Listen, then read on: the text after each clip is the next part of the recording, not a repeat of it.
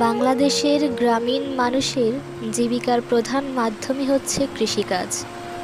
তার মধ্যে উল্লেখযোগ্য হচ্ছে ধান চাষ। ধান চাষের শুরু হয় জমি প্রস্তুত করার মাধ্যমে। প্রথমে জমিতে চাষ দিয়ে মাটি নরম করা হয় এবং জমিতে পানি দিয়ে কাদা করা হয়। এরপর শুরু হয় বীজতলা তৈরি করা। ধান বীজ পানিতে ভিজিয়ে অঙ্কুরিত করা হয়। তারপর সেই অঙ্কুরিত বীজতলায় বপন করা হয়।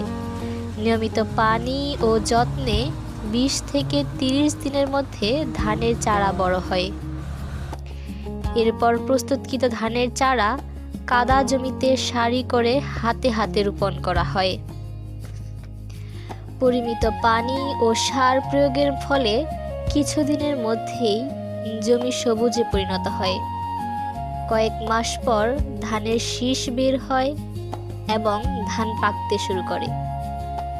ধানের শীষ সোনালী রং ধারণ করলে এবং দানা শক্ত হলে ধান কাটার উপযুক্ত সময় আসে। সবশেষে কাঁচি বা কাস্তে দিয়ে ধান কাটা হয়।